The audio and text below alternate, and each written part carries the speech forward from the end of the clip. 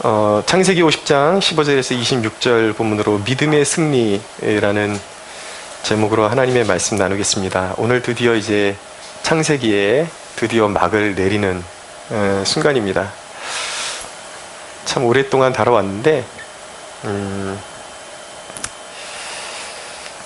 창세기 이 마지막 장을 살펴보게 되면 믿음은 결국 승리한다라는 것을 알 수 있게 됩니다.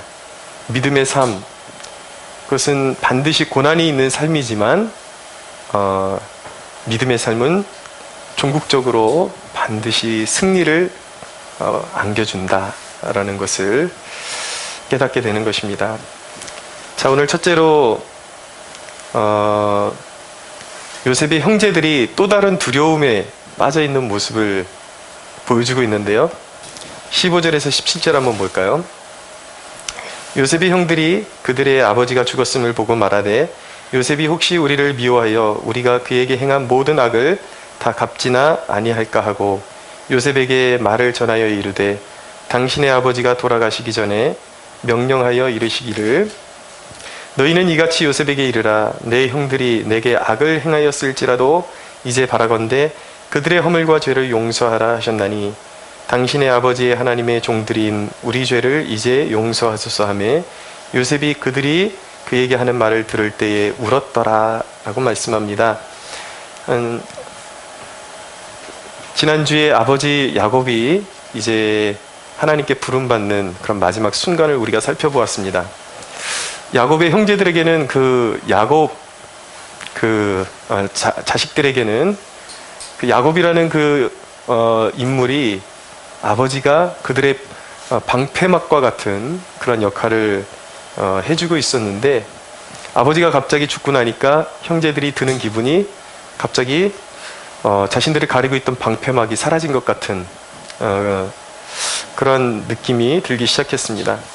그래서 그들의 마음 가운데 어떤 마음이 들었냐면 요셉이 혹시 자신들에게 그동안 아버지 때문에 억누르고 있었던 그런 의분의 마음, 그런 억울함을 자신들에게 안갚음을 하지는 않을까, 그렇게 그 마음 때문에 두려워하고 불안한 마음이 들어오기 시작했던 것입니다.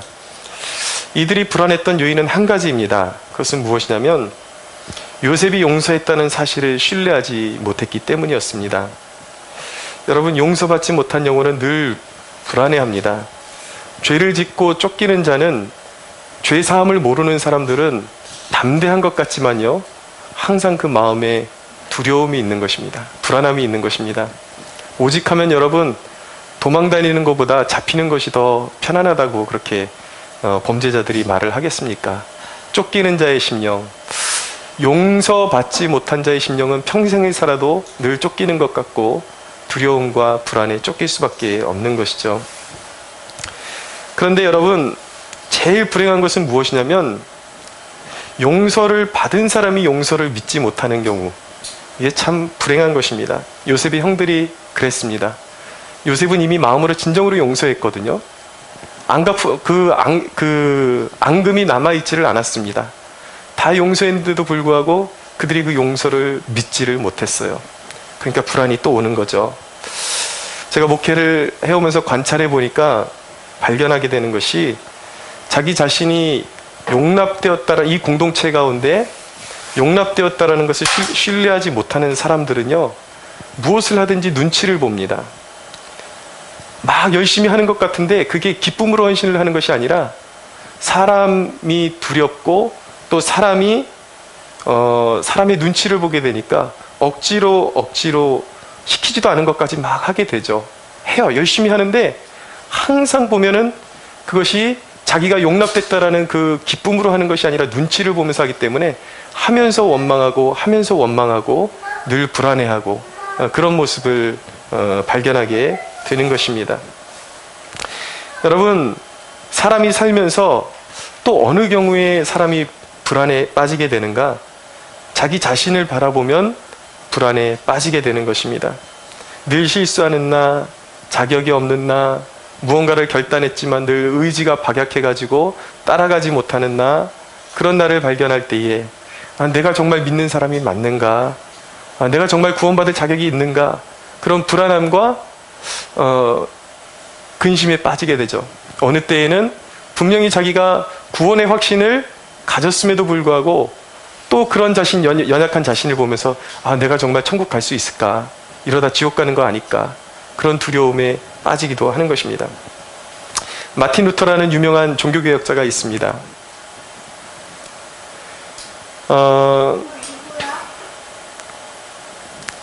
이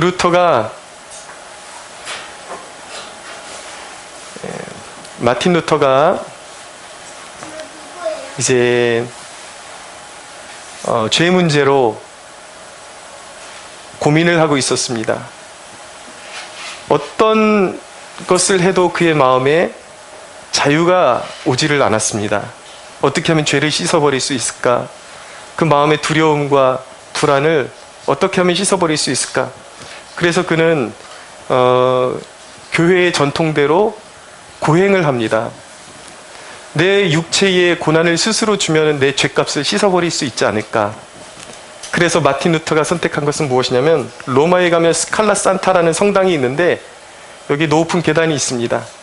그 계단을 무릎으로 한 걸음씩 한 걸음씩 무릎으로 기어가면서 하나님 앞에 기도하고 한 계단 올라가고 기도하고 용서해달라고 기도하고 또 한 계단 올라가고 무릎으로 자기 자신을 학대하듯이 하면서 그 스칼라 성당의 계단을 올라갔다 내려왔다 하지만 아무리 자기 몸을 학대하고 고행을 해도 자유가 오지를 않았습니다. 용서함에 대한 확신이 오지를 않았던 거예요.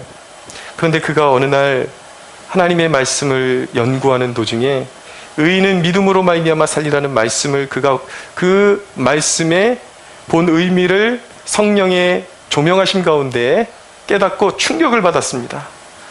내가 여태까지 복음을 잘못 이해했구나. 거꾸로 이해했구나.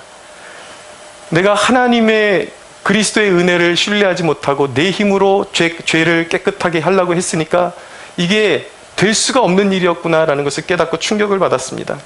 근데 더 충격을 받았던 것은 무엇이냐면 자기는 뒤늦게 그 사실을 깨달았는데 자기보다 무려 1000년 전에 살았던 어거스틴이라는 사람이 이미 1000년 전에 살았음에도 불구하고 오직 믿음으로 사람이 구원에 이른다라는 사실을 알고 있었다라는 것을 깨닫고 나서 증언하기를 그가 뒤통수를 한 대 얻어맞은 것 같았다라고 그렇게 고백을 했습니다. 여러분, 믿는 것도 알고 믿어야 하는 것입니다. 그래야 고생하지 않습니다. 여러분들이 좋은 올바른 복음의 길로 인도해 줄 수 있는 교회를 만날 수 있다는 것, 가르침을 받을 수 있다는 것, 그것이 여러분들의 인생에 추구하고 받을 수 있는 가장 큰 축복 중에 하나라는 것을 신뢰하시기 바랍니다. 여러분, 노력으로 구원받을 수 없어요. 예레미야서에 보면은 표범이 어떻게 그 무늬를 스스로 없앨 수가 있느냐라는 말씀이 있죠. 굿수인이 자신의 피부를 스스로 희게 만들 수 없고 표범이 그 얼룩 무늬를 바꿀 수 없다라는 거예요. 인간의 죄의 문제는 바로 그런 것입니다. 내면이 썩어 있는데 예수님께서 말씀하셨거든요. 겉이 문제가 아니라 바로 너희 속이 문제다. 내면이 썩어 있는데 그것을 인간이 고행을 하고 표면적인 것 행동 몇 가지 바꾼다 그래서 그 용서를 확신할 수 있겠습니까? 깨끗해질 수 있겠습니까? 절대 그렇지 않은 거예요. 여러분, 인간적인 노력 그리고 자신을 바라볼수록 우리의 내면은 뭐라 그러냐면 너는 죄인이다라는 그 메아리만 점점 더 커질 뿐이에요. 그것으로 용서의 자비와 은혜를 결코 누릴 수 없는 것입니다. 방법은 다 한 가지인 것입니다.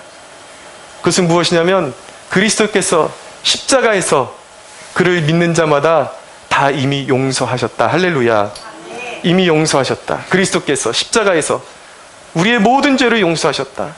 주님이 나를 용납하셨다 라고 선언하시는 그 주님을 믿을 때에, 복음을 믿을 때에 성령께서 우리 안에 역사하심으로 말미암아 우리 내면이 정화되고 깨끗함을 받고 죄사함을 받게 되는 줄로 믿으시기 바랍니다. 용서를 신뢰하십시오. 여러분, 많은 사람들이 오랜 신앙생활을 하다 보면 이 원리를 잊어버려가지고 처음에는 은혜로 구원받은 감격에 살다가 또 옛 모습으로 돌아가고 또 불안해하기 시작합니다.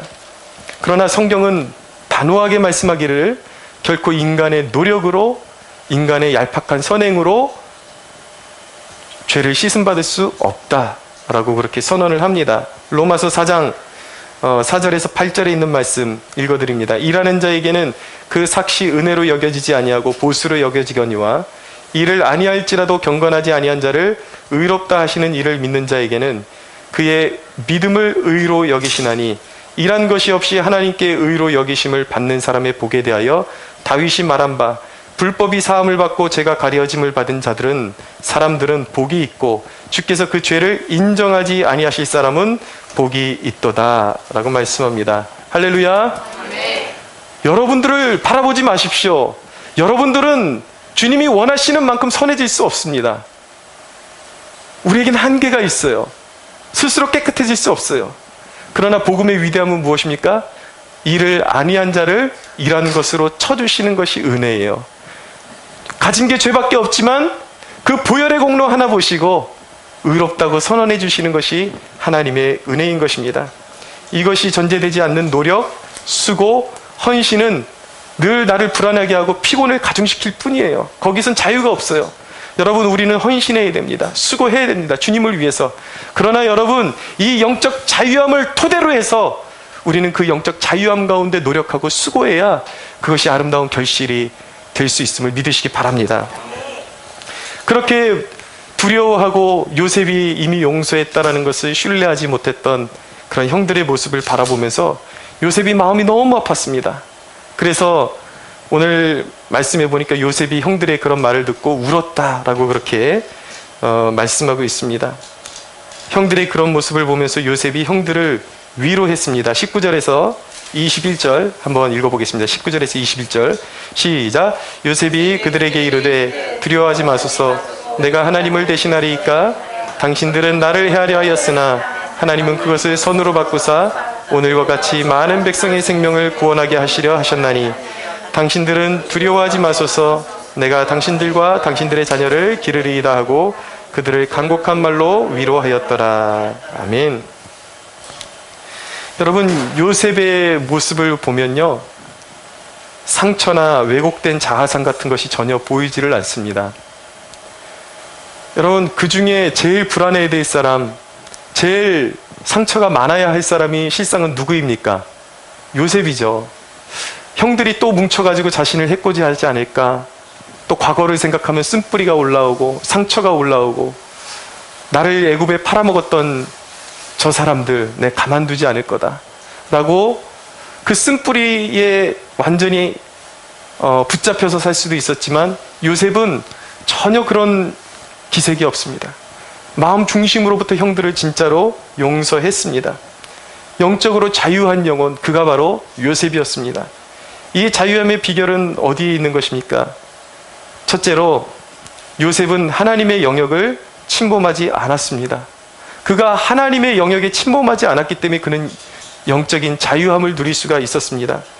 오늘 말씀 보니까 19절에 보니까 내가 하나님을 대신하리이까 라고 말씀하는 것이 무엇입니까? 내가 심판자입니까? 라고 그렇게 고백하는 것입니다. 여러분, 사람들이 살면서 왜 집착합니까? 왜 분노하는 것입니까? 왜 필요 이상으로 집착하고 상처받고 그렇게 불안에 떨고 있는 것입니까? 분노하는 것입니까? 그것은 내가 재판장이 되고 싶고 내가 스스로 재판하고 정죄하고 심판까지 내가 하고 싶기 때문이에요. 집행자가 되고 싶은데 그게 마음대로 되지 않으니까 막 부르르 떠는 거예요. 막 죽이고 싶고 살기가 생기고 그런 것이죠.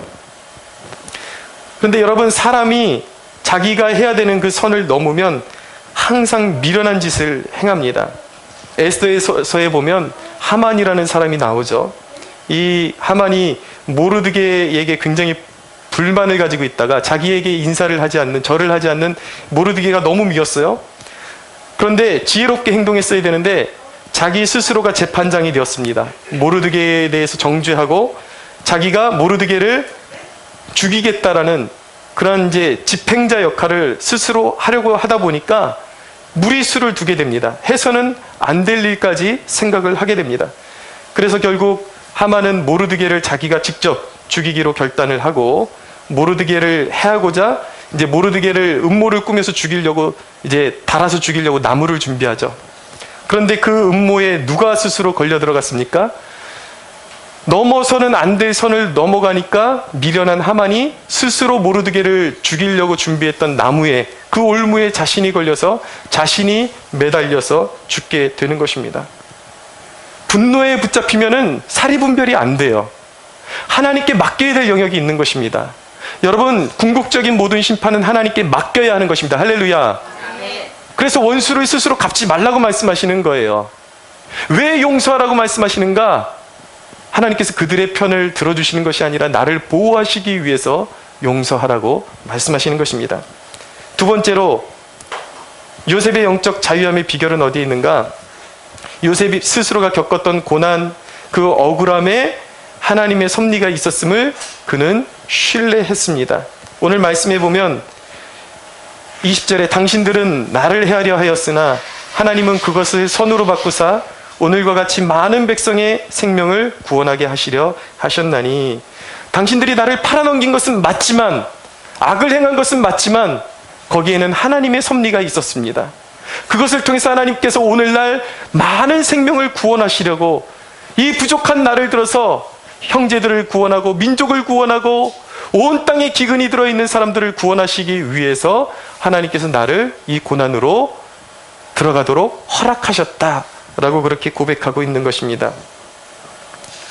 여러분, 요셉은 자기가 당한 일보다 하나님이 그의 삶에 하신 일에 포커스를 두고 있었다라는 것을 염두에 두십시오. 여러분, 고난보다 크시고 대적보다 크신 하나님을 요셉은 신뢰할 수가 있었어요. 그래서 그는 자유할 수가 있었습니다. 세상을 원망하지 않을 수가 있었습니다. 요셉은 사람들로부터 가품을 받을 필요를 느끼지를 못해요. 왜냐하면 사람들은 그를 어렵게 했지만 그의 인생 가운데 하나님께서 모든 것을 역전시켜 주셨고 늘 하나님께서 반전의 드라마를 하나님께서 자기 삶 가운데 쓰게 해주셨기 때문에 그는 하나님 안에서 만족할 수가 있었던 것입니다. 여러분, 하나님 안에서 만족하십시오. 만족하는 법을 배우십시오. 그러면 여러분들이, 사람들이 여러분들에게 어떤 해코지를 하든지 여러분들은 거기에 매이지 않는 자유한 존재가 될 것입니다. 여러분, 그렇기 때문에 요셉은 모든 상황 가운데 하나님의 섭리가 있었다라는 것을 그건 신뢰할 수 있었기 때문에 형들을 용서할 수가 있었습니다. 여러분 보십시오. 지금 불안에 떨고 있는 형들의 모습과 요셉의 모습은 정상반대에 있습니다. 완전히 다릅니다. 너무 자유해요. 그의 인생 가운데는 여유가 있습니다. 여러분, 바로 이것이 바로 믿음의 축복인 것입니다. 믿는 자의 축복인 것이에요. 왜 스스로 때문에 불안해합니까? 여러분, 자기 스스로를 바라보면 어떤 일이든지 이 일을 내가 어떻게 해내지? 왜 내게 이런 일이 닥치지? 스스로를 바라보면 자격이 안 되죠. 늘 불안할 수밖에 없는 거예요. 두려움이 올 수밖에 없는 거예요. 그런데 여러분, 어떤 일이 여러분들에게 생기든지 여러분들을 통해서 하나님이 친히 행하실 일들을 기대하십시오. 여러분, 신앙생활의 핵심은 무엇이냐면 은혜를 받는 법을 배우는 것입니다. 하나님의 은혜는 자꾸 넙죽넙죽 받아 그것을 누리는 법을 배워야 돼요. 받는 거예요. 은혜는 받는 것입니다. 보십시오, 여러분. 여러분이 믿어야 되는 것은 무엇이냐면 하나님이 여러분들에게 무언가를 하라고 하실 때에 여러분들은 스트레스부터 받을 것입니다. 왜 내가 할 수 없는 일을 시키시는가? 왜 내가 자신감 없는 일을 시키시는가? 여러분들은 두려워하죠? 불안해하죠? 그러나 여러분, 성경이 말씀하는 것은 무엇이냐면 하나님께서 우리에게 무언가를 하라 하실 때 반드시 하나님은 무언가를 예비하시고 우리에게 일을 시키시는 분이라는 거예요. 여러분, 예수님께서 예루살렘 입성을 준비하실 때에 제자들에게 가서 나귀를 준비해 와라 라고 말씀하실 때에 제자들이 순종하고 갔습니다. 근데 여러분, 나귀를 어디서 찾아옵니까? 제자들이 만들어내는 게 아니에요. 예수님께서 이미 어디에 가면 한 번도 사용해 본 적이 없는 나귀 새끼가 준비되어 있을 거라고 주님께서는 말씀하셨습니다. 제자들이 해야 되는 일은 무엇입니까? 말씀 믿고 가서 순종하면 주님께서 이미 예비해 놓으신 나귀를 끌고 오기만 하면 되는 것입니다. 할렐루야. 네. 여러분, 예수님께서 제자들에게 마지막 만찬을 준비하라고 하셨을 때에 주님께서는 이미 사람을 예비해 놓으시고 온 제자들이 함께 모여서 만찬을 나눌 수 있는 커다란 다락방을 이미 예비해 놓으셨습니다. 우리 주님은 예비하시는 주님이에요. 여러분들이 해야 할 일은 무엇인가? 주님께서 말씀하실 때에, 원치 않는 곳으로 여러분들을 보낼 때에, 하라 하실 때에 네, 그렇게 하겠습니다 라고 대답하는 것이 여러분들이 해야 할 전부입니다. 할렐루야. 아멘. 순종하면 역사는 일어나는 것입니다. 할 수 없는 일도 이룰 수 있도록 주님이 이미 모든 것을 예비해 놓으셨음을 깨달아야 하는 것입니다. 마리아가 처녀의 몸으로 천사가 내려와서 네가 이제는 아이를 잉태하게 될 것이다. 너를 통해서 네가 은총을 입게 될 것이고 너를 통해서 예수가 태어나게 될 것이다 라고 그렇게 이야기했을 때에 마리아는 어떻게 고백했습니까? 주께서 하신 말씀이 반드시 이루어지리라고 믿은 그 여자에게 복이 있도다 라고 천사가 마리아를 이야기하면서 천사가 그렇게 말했습니다. 여러분, 마리아는 말씀을 믿었을 뿐이에요. 처녀의 몸으로서 성령으로 네가 잉태될 것이다. 아이를 잉태하게 될 것이다. 그녀가 한 일은 믿었을 뿐이에요. 그런데 일은 누가 하십니까? 그녀는 믿었을 뿐인데 성령께서 그녀를 통해서 역사하시고 일하신 것입니다. 할렐루야. 하나님은 대책 없이 우리에게 일을 시키시는 분이 아니에요. 하나님은 대책 없이 여러분들을 사지로 몰아내시는 분이 아니에요. 한 번도 가본 적이 없는 곳을 가라 하실 때에 두려워하지 마십시오. 한 번도 해본 적이 없는 일을 여러분들에게 요구할 때에 두려워하지 마십시오. 하나님이 함께 하십니다. 여러분, 나의 모든 삶 가운데 하나님이 함께 하심을 믿으면 인생에 여유가 생기는 것입니다. 일이 틀어져도 사고를 당해도 중심을 잃지 않게 되는 것입니다. 여러분, 불안이 올 때에 여러분들의 삶 가운데 불안이 옵니까? 여러분, 예수의 피가 나를 두르고 있다고 선포하십시오. 할렐루야. 예수 안에서 우리는 안전합니다. 주님이 지켜주십니다. 결코 세상에게 잠식되지 아니하도록 주님께서 우리를 건져내십니다. 요한복음 10장 28절에 보면 내가 그들에게 영생을 주노니 영원히 멸망하지 아니할 것이요 또 그들을 내 손에서 빼앗을 자가 없느니라 라고 말씀하십니다. 이것이 구원의 신비예요. 주님께서 우리의 인생길 가운데 함께 하십니다. 주님은 우리를 홀로 보내신 일이 없으십니다. 늘 동행하시고 자신의 피값으로 사신 우리를 자신의 이름을 걸고 지켜내시는 분, 자기 이름을 위하여 의의 길로 인도하시는 분이 바로 예수 그리스도이십니다. 여러분, 한 번도 안 해본 것도 모험을 감행하는 도전정신을 기르십시오. 이건 내가 한 번도 해본 적이 없는데 어떻게 감당하지? 아닙니다, 여러분. 주님께서 함께 하십니다. 한 발씩 그냥 내디뎌 보는 거예요. 주님께서 하라 하시면 내가 한순간도 앞을 모르고 앞을 내다볼 수 없지만 불안이 있고 염려가 있지만 내가 믿음으로 발을 내디뎌 보겠습니다.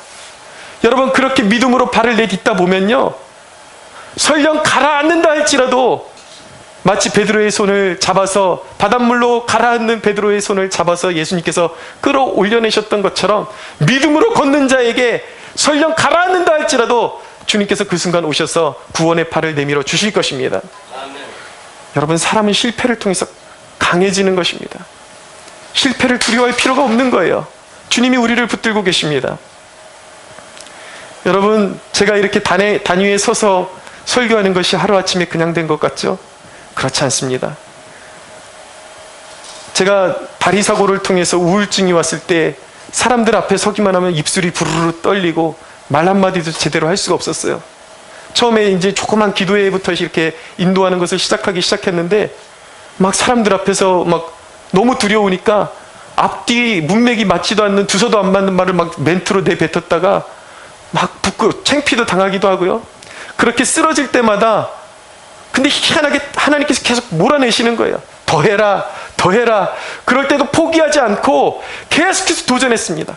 성령께서 내 안에 치유하시는 역사를 경험하고 그냥 순종했을 뿐이에요.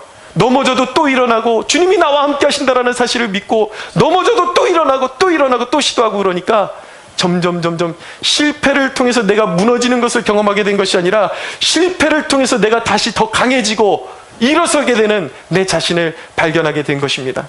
복음은 위대한 거예요. 복음은 시시한 것이 아닙니다. 복음은 우리를 치유하는 역사인 것입니다. 할렐루야. 그래서 여러분, 솔직히 말씀드리면요, 요즘은 거꾸로예요. 오히려 사람들이 적은 데서는 긴장을 제법 하고요, 사람이 많으면 많을수록 담대해지는 제 자신을 발견하게 됩니다. 여러분, 주님은 치유하십니다. 주님은 우리의 두려움을 이기게 하십니다. 오늘 말씀에 보면, 오늘 이제 마지막 대목으로 보면 22절 이하에 보면 이제 요셉이 하나님께 부름받는 대목을 보여주고 있습니다.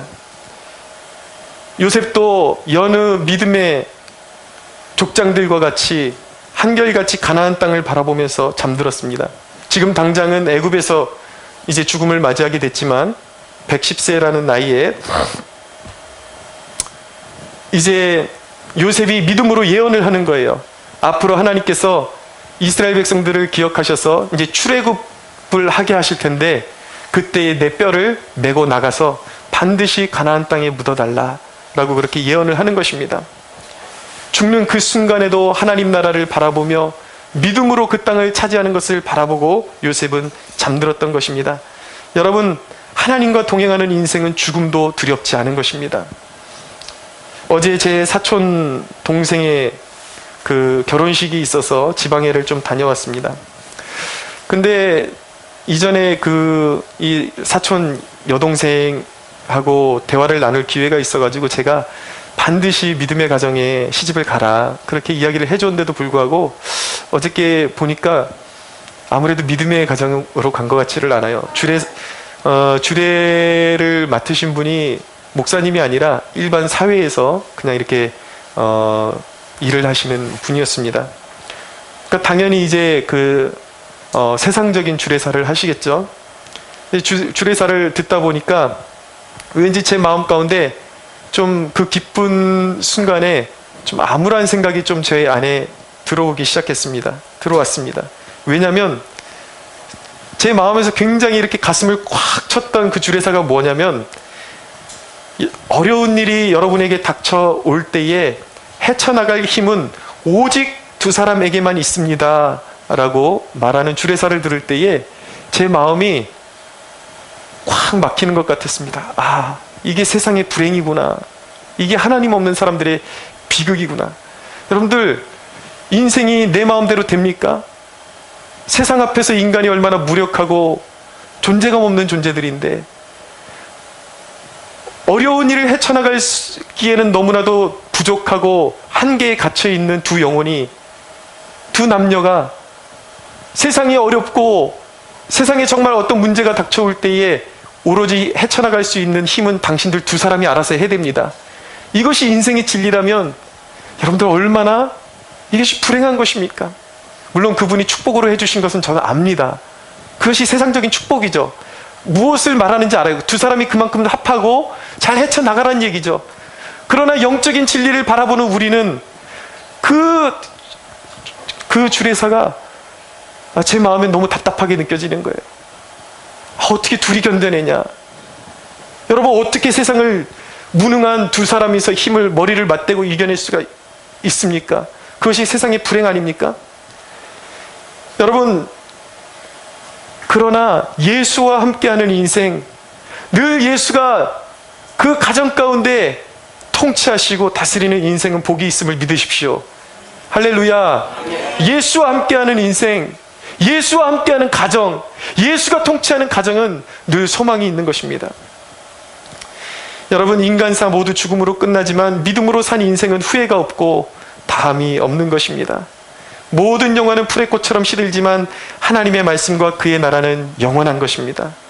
모든 영화는 불살라질 거예요. 인생에 이 모든 찬란한 인간이 지어놓은 영화라고 보이는 이 세상과 문화와 과학과 문명과 이 모든 것들은 최후의 날에 다 불살라지고 없어지고, 하나님 없이 살아갔던 모든 죄인들은 영원히 심판받아 지옥에 가고 말 것입니다.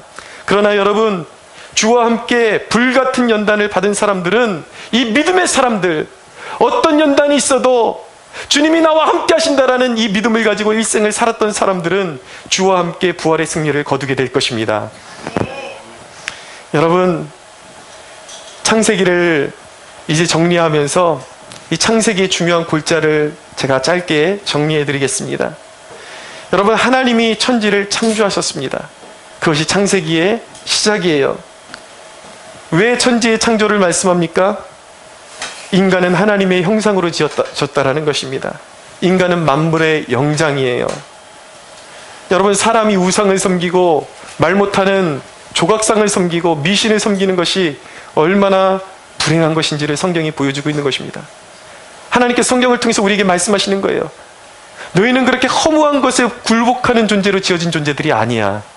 바로 나의 형상, 하나님의 형상으로, 너희들은 너무 존귀한 형상으로 지어졌고, 너희들이 예수 그리스도로 말미암아 그 형상을 회복할 때에 너희는 세상에 굴복하는 존재가 아니라 세상을 다스리는 존재가 될 것이야. 할렐루야. 그것이 창세기의 메시지인 것입니다. 그러나 여러분, 인간에게 불행이 찾아왔습니다. 사탄이 뱀의 모습을 하고 첫사람 아담과 하와를 꼬여냈습니다. 그래서 인간은 죄를 짓고 영혼을 잃어버리고 영적인 축복과 지위를 상실했던 것입니다. 근데 문제는 무엇이냐면, 아담과 하와가 타락한 이후로부터 인간은 한 번도 하나님 앞에 의로워진 적이 없습니다. 스스로 구원을 이룰 수 없다는 것을 창세기가 보여주고 있습니다. 모든 인간은 타락해서 끊임없이 영적으로 실패와 부패를 반복하고 있다는 것을 보여주고 있죠. 창세기가 보여주는 것은 무엇입니까? 인간 자체의 노력으로는 소망이 없다라는 거예요. 앞날이 없다라는 것입니다. 그러나 여러분, 하나님은 인간을 버리지 않으셨습니다. 아브라함을 택하셔서 구원자를 주시겠다는 약속을 주시고, 그 약속은 하나님의 은혜로 이어져 간다라는 사실을, 은혜로만 이어져 간다라는 사실을 보여주고 있는 것입니다. 그런데 여러분, 우리가 살펴보았듯이 아브라함, 이삭, 야곱, 이 사람들이 완벽했습니까? 연약한 투성이었잖아요. 실수 많이 하고. 그것을 통해서 보여주시는 은혜는 무엇입니까? 족장들의 그 연약함 속에서 결코 하나님은 자기 백성을 버리지 않으시는 하나님이라는 것을 우리에게 가르쳐주고 있는 것입니다. 하나님은 은혜의 하나님이세요. 은혜의 위대함을 창세기를 통해서 우리에게 보여주고 있는 것입니다. 여러분, 하나님은 택한 백성들을 버리지 않으십니다. 할렐루야. 여러분, 저는 믿건대 동방의 예루살렘이라고 불렸던 저 평양 땅, 지금은 황폐한 저 땅, 하나님께서 버리지 않으시고 끝내 하나님께서 찾아내실 것을 저는 믿습니다. 하나님께서 반드시 구원해내실 거예요. 여러분, 마지막으로 야곱과 요셉의 죽음의 모습을 통해서 이 불완전한 세상 속에서 끝까지 우리가 승리의 길을 걷는 방법은 오직 믿음에 있다라는 것을 우리는 배우게 되는 것입니다. 이 하나님의 위대한 은혜의 역사는 오늘까지 신실하게 이어져서 오늘 우리가 예수를 믿어 아브라함의 후손이 되는 축복을 얻게 된 것입니다. 이 창세기의 놀라운 역사가, 아브라함에게 주셨던 약속의 역사가 오늘 예수를 믿는 우리에게 그대로 이어져 오게 된 것입니다. 수천 년 전 아브라함에게 약속하신 하나님께서 그 약속의 말씀을 가지고 우리를 그리스도 예수 안에서 찾아오셔서 아브라함의 축복을 이어받게 하셨습니다. 여러분, 복음은 얼마나 위대한 스토리입니까? 얼마나 장대한 스토리인 것입니까? 그 하나님의 위대한 스토리에 나와 여러분이 포함되어 있다는 사실이 여러분들 감격스럽지 않습니까? 할렐루야.